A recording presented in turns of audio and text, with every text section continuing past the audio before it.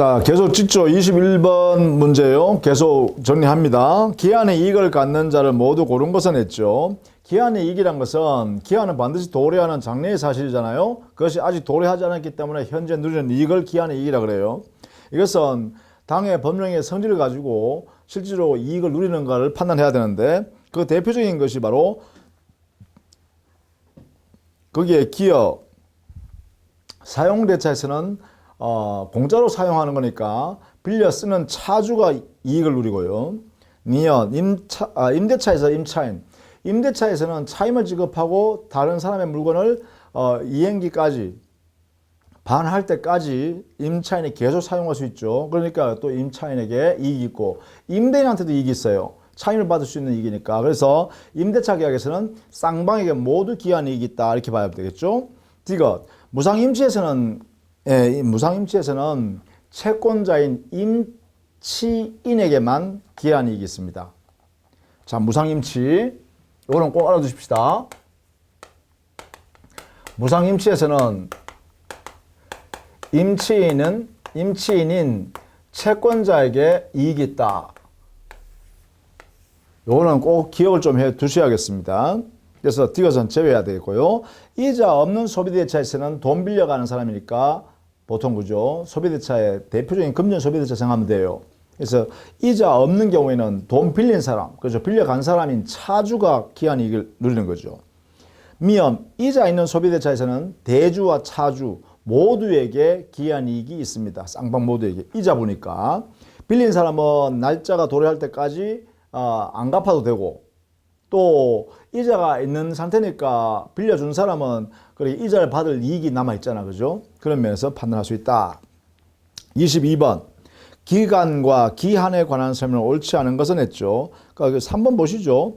2015년 5월 31일 10시부터 1개월이라고 했다 하면 1개월이란 것은 뭐예요? 월 단위로 했잖아요. 월 단위면 역법에 의해서 산정하면 되죠. 그러면 5월 31일 10시부터니까 1개월은 초일 불산입. 그죠? 초일 불산입이니까 5월 31일은 안 되고 6월 1일부터죠. 6월 1일부터 언제까지요? 그래요. 6월 30일 밤 12시까지 해야 되죠. 그렇죠. 6월 한 달이니까 6월 1일부터 6월 말까지 해야 되니까 그러면 6월 30일 밤 12시까지가 만료점이 되는 거예요. 그렇게 되겠죠. 따라서 3번은 틀렸다. 23번. 소멸시효 중단에 관한 설명을 옳지 않은 것은 했네요. 1번 보시죠. 주채무자에 대한 시효 중단은 보증인에게도 그 효력이 있다입니다. 이것은 우리 법 440조의 명문으로 규정되어 있죠. 그러니까 1번에 틀렸다 이렇게 해석해야겠죠. 24번. 소멸시효 대상이 되는 권리에 관한 설명을 옳은 것은 했죠. 유치권은 소멸시효에 걸리지 않습니다. 담보물권은요. 물권은 소멸시효의 대상이 아니다. 그죠? 그 다음 2번. 소유권에 기한 물권 청구권. 소유권 자체가 어떻게 돼요? 소유권 자체가 소멸시효 대상이 안 되는 항구성이기 때문에 소유권에서 나오는 물권적 청구권도 마찬가지. 이 청구권도 마찬가지로 소멸시효에 걸리지 않는다. 이렇게 하죠.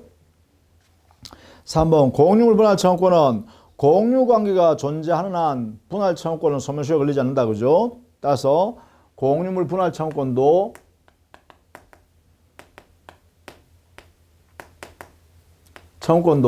소멸시효가 안 된다. 4번. 근저당권 설정 약정에 의한 근저당권 설정 등기 청구권은 이것은요 채권적 청구권입니다. 채권적 청구권이기 때문에 원칙적으로 소멸시효에 걸린다라고 해야 되죠. 기간은 언제요? 그 소멸시효 기간은 10년이 되겠죠. 10년간 행사하지 않으면 소멸시효에 걸립니다. 따라서 4번이 옳은 지문이네요. 자, 5번은 우리 판례입니다. 5번은 부동산을 매수한 자가 당의 목적물을 점유하여 사용 수익하고 있는 동안에는 그 매수인이 매도인한테 등기 청구하는 등기 청구권은 소멸시효에 걸리지 않습니다.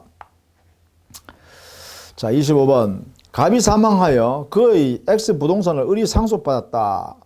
을은 자기 명의로 소유권 등기를 하지 아니한 채 병에게 X 부동산을 매도하고 대금을 모두 받았다. 옳은 거 써냈죠. 자, 1번 갑이 여전히 X 부동산 소유자이다 했죠. 갑이 사망했잖아요. 그렇죠? 갑이 사망해버리면 그러면 그 상속인은 상속을 받게 되죠. 상속은 이 사망 시에 상속인에게 소유권이 귀속해 버립니다. 이렇게. 이것은 187조 등기를 요하지 않습니다. 자, 그런 상태에서 여기에 을이란 상속인이 병한테 처분했죠. 대금을 받고. 자, 그래서 1번 갑이 여전히 X보다는 소유자이다가 아니죠. 을이 돼야 되고요. 2번 을이 자신의 명의로 등기하지 않고 갑으로부터 병에게 바로 소유권적 등기를 마치는 경우에 병은 자, 여기서 소유권 등기를요. 매매 계약을 을과 병하고 난 뒤에 등기를 이렇게 넘겨줬어요. 이거는 중간 생략 등기와 유사죠. 따라서 실체관계에 부합하기 때문에 유효한 등기가 되고 소유권은 유효하게 병이 취득합니다. 따라서 2번도 틀렸다. 3번 을은 상속 원인으로 소유권 이전 등기를 하지 않더라도 갑이 사망한 때 X 부동산의 소유권을 취득한다. 이거죠. 따라서 옳은 질문이다. 그죠? 사망하면 당연히 상속인이 소유권 취득한다. 그죠? 이렇게. 187조 등기를 요하지 않은 부동산 물권 변동이기 때문에 따라서 옳은 질문이다. 이런 이야기네요. 4번 병은 매매 대금을 모두 지급하였으므로 자신의 명의로 X 부동산에 대한 소유권 이전 등기를 하지 않더라도 했는데 이 병은요 매매 계약을 했죠. 이렇게. 여기에 매매 계약이라는 법령이 있으니까 반드시 등기를 해야 됩니다. 이것은 186조에 의해서 등기하여야 소유권 취득한다. 이러겠죠. 자, 그 다음에 5번 병이 S 부동산에 대한 소유권 이전 등기 절차를 이행을 구하는 소를 제기하여 승소 판결을 받았다. 이거는요 병이 을한테 등기 청구할 수 있는 이행 판결을 받았대요. 이행 판결은 187조에 있는 형성 판결만을 말하는 이 187조에 근거한 판결이 아니다. 그죠? 여기는 187조이기 때문에 여기서는 아니다. 따라서 병은요 이행 판결을 받은 다음에 소유권 등기를 하여야 합니다. 등기 이전을 해야 소유권을 취득합니다. 이렇게요. 이거는 187조가 아닙니다. 187조의 형성 판결만을 말하기 때문에 그래서 등기를 요하지 않는다. 그죠? 이거는 등기 불효 되겠죠. 자, 26번 민법상 유치권에 관한 설명을 옳지 않은 것은 했죠. 그것은 5번 보시죠. 유치권자가 유치물에 대하여 필요비를 지출한 때에는 그래요. 그 필요비는 언제든지 보존 행위를 즉 가치의 보존을 위해서 지출한 비용이 필요입니다. 따라서 필요비는 상환 청구권을 언제든지 행사할 수 있습니다. 그래서 5번 가액이 현존한 경우에 하나여 했으니까 틀린 말입니다.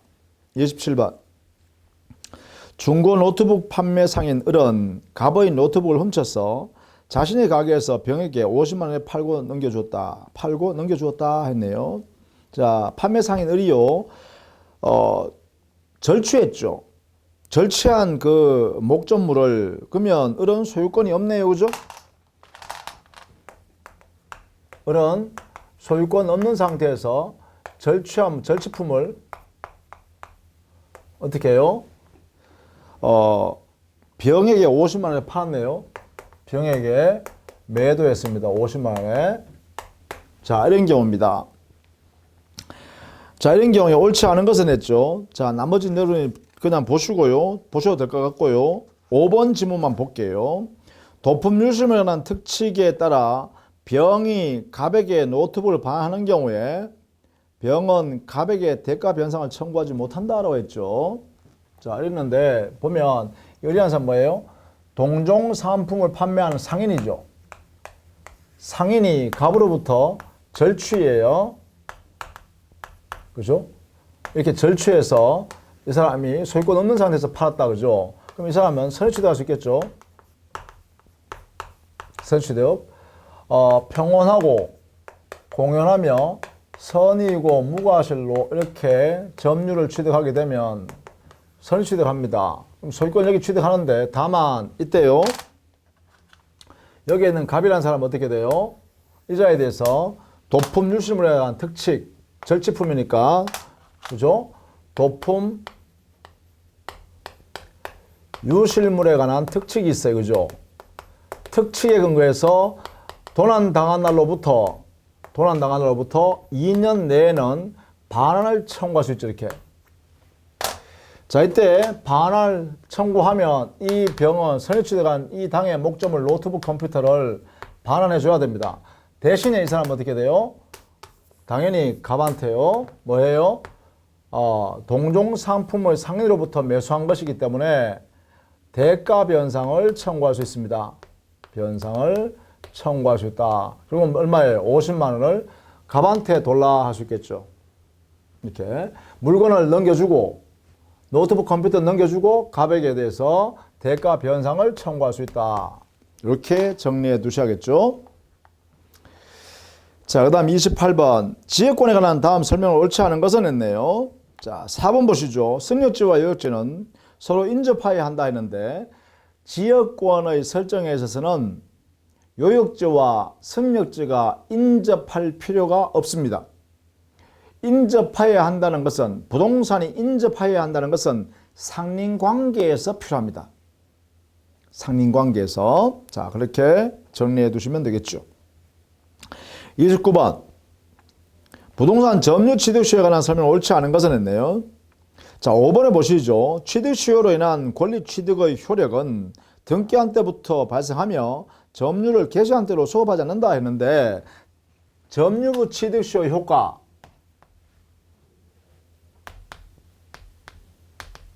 점유부 수요 취득의 효과는 소급표가 있다. 자, 그러면 이 소급표가 어디까지 소급하냐라는 것입니다. 어디까지? 소급표가 바로 점유부 수요 취득의 수요 완성자가 점유 개시 시부터 소유자가 된다. 그랬어요. 점유 개시 시부터입니다. 자, 이것을 잘 알아두셔야 됩니다. 소급표라는 것은 점유 개시 시부터, 이 점유 개시 시부터 소유자가 인정되기 때문에 따라서 수요 완성자는 부당이득의 문제도 발생하지 않고 불법행위의 문제도 생기지 않습니다. 불법행위 책임도 질 일이 없다 이 말이죠. 완성자는. 그렇죠? 왜냐하면 점유 개시할 때부터 자기 소유물을 점유하게 됐잖아요. 그죠? 그러니까 부당이득도 없고 불법행위도 인정될 여지가 없다. 이렇게 해석해야 되는 거죠. 30번. 공동소유에 관한 설명을 옳은 것은 공동소유는 공유, 합유, 총유 이 세 가지를 공동소유라고 하죠. 옳은 것은 자 1번 보시죠. 공유자는 다른 공유자 동의 없이 공유물 처분 변경하지 못한다. 자, 공유물의 처분 변경은 전원의 동의하에만 할 수 있습니다. 보존행위는 각자 할 수 있죠. 관리행위는 지분의 과반수로 정합니다. 그리고 처분 변경 행위는 전원이 함께 하여야 합니다. 그래서 1번이 옳은 지문이네요. 2번. 공유자가 과반수 동의가 있어야 공유를 분할할 수 있다. 분할은요. 공유자가 각자가 분할 청구할 수 있죠. 5년 내에 분할하지 않기로 하는 약정이 없거나 또 법률 규정에서 분할을 제한하는 규정이 없다면 공유자는 언제든지 다른 공유자에 대해서 공유물 분할을 청구할 수 있습니다. 3번. 합의물에 관하여 경유된 원인 무효인 소유권 이전 등기 말소를 구하는 소송은 합의자 전원이 청구해야 한다는데 당연히 합의물에 대한 지분권 합의가 소유권 등기가 원인 무효이기 때문에 그것을 없애야 될 필요가 있는 것은 보존행위가 되죠. 따라서 보존행위에 되니까 각자 그 등기의 말소를 청구할 수 있다. 이렇게 해야 됩니다. 각자. 4번. 총유 재산의 보존에 관한 소송. 이거는요. 구성원이 각자 할 수 있는 것이 아니라 사원총회 결의를 통해서 소송을 제기해야 됩니다. 결의를 거쳐서 대표자가 사원 비법인 사단의 명의로 소송을 하여야 합니다.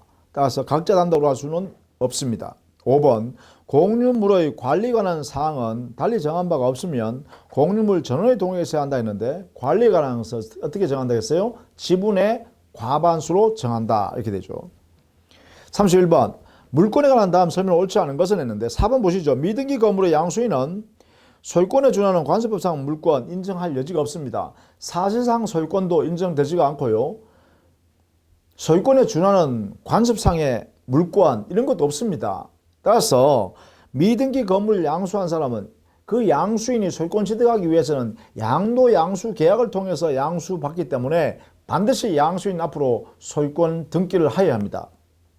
양수인 명의로 등기를 하여야만 양수인이 민법상 소유권을 취득한다. 그것은 근거가 바로 186조 법률행위에 의한 부동산 물권의 변동은 등기하여야 한다. 이 규정에 따르는 것이죠. 따라서 4번이 틀렸다 이런 이야기입니다. 그렇게 정리하시면 되겠네요. 자, 그 다음에 32번 저당권에 관한 설명을 옳지 않은 것은 했어요. 자, 1번 보시죠.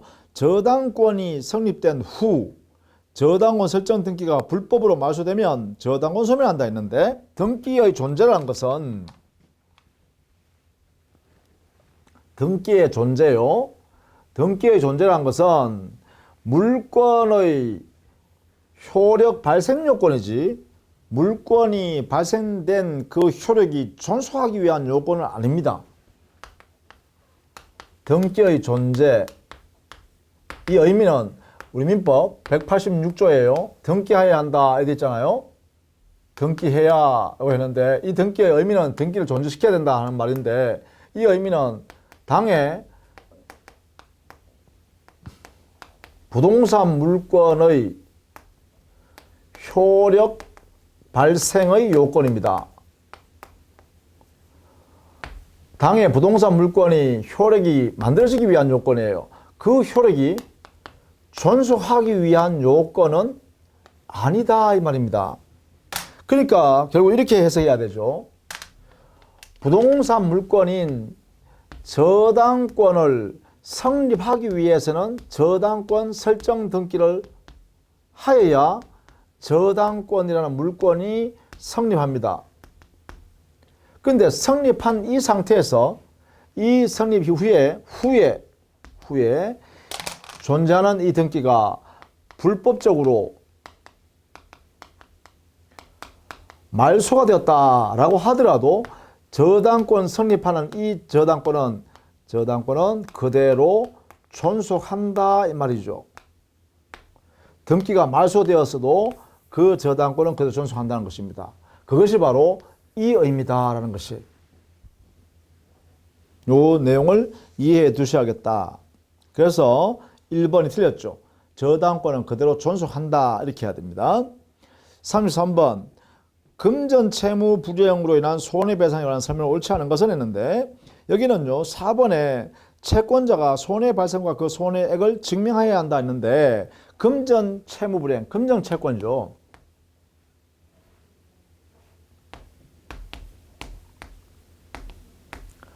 금전 채권의 특성이 있습니다. 그게 뭐냐면 여기서는요 금전 채권에 대해서 채무자가 채무 불이행, 즉 변제기에 이행을 하지 않으면 채무 불이행하는 경우에는 여기는요 첫 번째 손해가 발생된다는 거예요. 당연히 손해가 발생한다는 거야. 따라서요 여기는 금전 채권자는 손해 증명을 요하지 않는다. 입증할 필요 없다는 거죠. 입증이 필요 없다. 그 다음에요 금전 채권에서는 채무 불이행 중에서 이행 불능이 없다. 이것은 존재하지 않는다. 부존재. 금전 채권에서는 돈으로 갚는 거잖아요. 그러면 돈 갚는데 이행 불능이라는 건 없어요. 후발적 불능이라는 게 있을 수 없다는 거예요. 전부 다 뭐라고 보면 이 채무 불이행이라는 것은 이행지체다 이 말이죠. 이행지체. 그래서 당연히 손해가 발생한다는 것이고, 손해가 발생한다는 건 당연하기 때문에 그것을 증명할 필요가 없다. 이때 손해배상에서 손해가 발생하기 때문에 여기 대해서 손해배상에 관해서는 당사자가 약정한 이율이 있으면 약정 이율에 따라서 손해배상할 의무가 있고, 약정 이율. 만약에 약정 이율이 없다면 우리 민법에 있는 법정 이율에 의해서 그 손해배상을 해야 합니다. 이것은 연 5%로 되어 있습니다. 이렇게. 이거에서 이자를 붙여야 돼. 이자. 손해에 해당되는 만큼의 이자를 붙여서 줘야 된다라는 것이죠. 그래서 4번 드렸어요. 채권자가 손해 발생과 그 손해액을 증명할 필요조차도 없습니다. 당연히요. 우리 법의 명문으로 이렇게 만들어놨다라는 것이죠. 자, 34번. 이행불능과 위험부담에 관한 설명을 옳지 않은 것은 했죠. 위험부담의 문제는 후발적 불능에 관하여 채무자의 잘못이 없을 때 위험부담의 문제가 생깁니다. 자, 34번.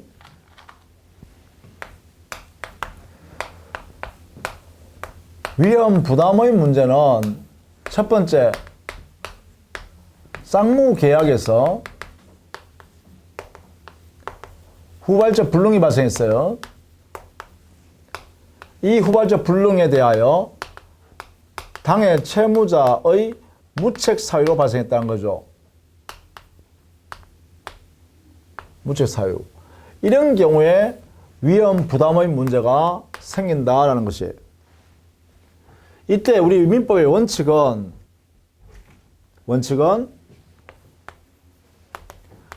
채무자 위험 부담이다 라는 것이죠. 이렇게 하고 있고요. 다만 예외적으로 채권자가 위험을 부담한다. 이렇게 하고 있죠. 이렇게.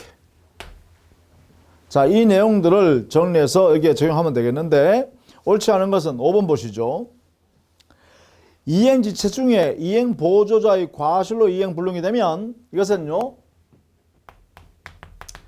이행보조자의 귀책 사유가 있으면 이것은 곧 뭐로 간주하냐? 당해 채무자의 사유로 해석합니다. 이렇게 간주해버립니다. 간주. 이렇게. 그러면 이행보조자, 채무자의 이행보조자가 귀책 사유로 인하여 고의과실이라는 것이죠. 고의나 과실에 의하여 채무를 제대로 이행하지 못했다는 것은 곧 채무자의 고의과실에 의한 것으로 간주한다 이 말입니다. 이렇게 정리하시면 되죠. 이렇게 됐다면 채무자는 자신의 책임 없는 사유를 증명하여 채무불이행 책임을 면할 수 있다 했는데 안 된다는 것입니다. 바로 곧 이 채무자의 귀책 사유로 간주해버리기 때문에 간주 확정해버리기 때문에 채무자는 자기의 잘못이 없음을 증명할 수 없습니다. 주장할 수 없습니다. 그래서 5번이 틀렸습니다. 이거는 민법의 명문으로요 391조에 되어 있죠. 채무자의 이행보조자의 고의과실은 채무자의 고의과실로 간주한다 그랬어요. 본다 합니다. 35번 계약 해지에 관한 설명을 옳지 않은 것은 했죠. 3번 보시죠. 제3자를 위한 계약에서 수익자는 제3자가 아닙니다. 보호되는 제3자가 아니죠. 그리고 이 나야자의 채무불이행을 이유로 계약을 해지하면 계약 해지 효과는 계약 당사자, 즉 제3자를 위한 계약에서의 계약 당사자는 요약자와 나약자입니다. 수익자인 제3자가 아닙니다. 따라서 요약자와 나약자 사이에 해제 관계가 발생하면 그 원상 회복, 원상 복구 책임도 요약자와 나약자 사이의 관계에서 발생합니다. 따라서 원상 회복은요 제3자한테 행사할 수 없습니다. 수익자한테 청구할 수 없습니다. 이게요. 자, 그래서요 나약자의 채무 불이행을 이유로 계약을 해지할 수 있으나 했는데 수익자는 해제권도 없어요. 35번요. 정리해 두세요. 제3자를 위한 계약. 계약에서요. 계약 당사자는 요약자와 나약자이다. 그죠? 이 다들만 계약 해제권이 있습니다. 해제권 또는 취소권이 있으면 취소권이 문제가 되면 취소권. 이런 것들은 외약자나 나약자에게만 존재합니다. 따라서 수익자는 제3자인데요. 이 제3자인 수익자는 이러한 권리를 가질 수가 없다라는 것이죠. 이렇게 정리해 두셔야겠습니다. 물론 해제했을 때, 취소했을 때 원상회복, 부당이득 반환도 외약자, 나약자 사이에 적용돼야겠죠. 이렇게 정리해 두셔야겠습니다. 따라서 3번이 틀렸네요. 36번 계약금에 관한 설명을 옳지 않은 것은 이것은 565조 우리 민법에 계약금은 해약금으로 추정해서 당사자는 어느 일방의 이행에 착수할 때까지 해제할 수 있는 권리가 존재하게 됩니다. 그래서 이행에 착수하기 전이면 양 당사자는 상대방에 대해서 해제할 수 있는 권능이 존재한다. 자, 옳지 않은 거 3번 보시죠. 계약금 계약은 주계약과 독립한 계약이기에 주계약이 취소되어도 효일치 않는다 했는데 여기에 계약금 계약은 주된 계약에 붙여서 하는 것입니다. 그래서 종된 계약으로 해야 되죠. 종된 계약이니까 종된 계약은 주된 계약과 운명을 같이 해야 합니다. 따라서 주계약이 취소됐으면 종된 계약인 계약금 계약도 그 효과가 그대로 미칩니다. 취소 효과가. 그래서 소급해서 무효가 되겠죠. 37번 매도인 담보 책임에 관한 설명 옳은 것은 했네요. 매도인 담보 책임은 매도인의 무과실 책임으로서 고의과실 따지지 않습니다. 그리고 이 매도인의 담보 책임은 법정 책임으로서 우리 민법에 규정되어 있는 내용으로 책임을 지게 되고 다만 우리 민법에 있는 규정은 임의 규정이기 때문에 당사자가 별도의 약정을 하면 그것이 우선합니다. 자, 그런 전자에 정리하시면 되겠고 이때 매도인의 담보 책임의 내용은 그 형태가요. 권리의 하자에 대한 담보 책임과 물건의 하자에 대한 담보 책임입니다. 왜냐하면 매도인의 의무가 바로 권리를 재산권을 이전해 주는 의무와 목적물을 인도해 줄 의무잖아요. 이 두 가지가 바로 매도인의 주된 의무입니다. 그 의무에 흠이 있으면 각각 매도인이 책임을 절하라는 것이죠. 자, 그랬어요. 옳은 것은 5번 보시죠. 매매 목적이 된 부동산에 설정된 저당권의 실행으로 취득한 소유권을 잃게 되면 이때 손해를 입은 매수인은요. 악이든 선이든 관계없이 손해배상 계약상 손해배상 청구를 다 할 수 있습니다. 물론 계약 해지하고 손해배상도 할 수 있고요. 따라서 악의 매수인인 매수인도 매도인에 대해서 손해배상을 청구할 수 있다. 이게 옳은 지문입니다. 자, 알아두셔야겠죠. 38번 토지 임차인의 지상물 매수 청구에 관한 설명을 옳지 않은 것은 이것은 강행 규정이죠. 편면적 강행 규정으로서 토지 임차인에게 불리한 내용은 무효입니다. 그리고 이 토지 임차인은 채무 불이행으로 인한 임대차 계약이 종료되면 안 됩니다. 임대차 기간이 만료됨으로써 이 토지 임대차 계약이 소멸되었다, 종료되었다. 그럴 때 당해 토지 위에 임차인 소유 지상물인 건물 기타 공작물이 존재할 때 이 임차인이 토지 소유자인 임대인한테 당해 목적물 매수를 청구할 수 있고 이때 지상물 매수 청구권은 형성권입니다. 형성권이기 때문에 매매계약이 체결되어 버리고 시가상당의 대금을 토지 소유자가 지급해야 하죠. 자, 옳지 않은 것은 1번 보시죠. 토지 임차인은 자신의 채무 불이행으로 인해 계약이 해지됐을 때는 이때는요. 토지 임차인의 지상물 매수 청구권이 허용되지 않는다는 것이 판례입니다. 반드시 임대차 기간이 만료됨으로 인하여 임대차가 종료됐을 때만 행사할 수 있다고 해야 됩니다. 대전제. 다만 토지 임대차 존속기간을 정하지 않았을 때는 임대인이 해지 통고하고 그 통고를 받은 임차인이 받은 날로부터 6개월인가요? 6개월이 지나면 임대차 계약이 종료되죠. 그때는 토지 임차인이 지상물 매수 청구를 즉시 행사할 수 있습니다. 자, 그 다음에 39번요. 도급에 관한 설명을 옳지 않은 것은 도급은 도급계약입니다. 도급계약에서 도급인은 보수를 지급할 것을 약정하고 수급인은 일을 완성해 줄 것을 약정하는 거죠. 이 두 개 관계는 또 무슨 관계예요? 동시이행 관계예요. 즉 일을 완성해서 제공하고 그 다음에 도급인은 보수를 지급하고 이게 동시이행 관계입니다. 자, 보죠. 자, 옳지 않은 것 2번 보시죠. 도급이는 일이 완성 전에는 성취된 부분에 하자가 있으면, 그렇죠? 완성되기 전일지라도 완성된 일부분에 하자가 있으면, 일부분의 하자요. 그런 경우에는 하자에 대한 하자 보수를 도급인은 청구할 수가 있습니다. 그러니까 수급인은 하자 보수할 의무가 존재하죠. 언제나. 그죠? 따라서 2번이 틀렸네요.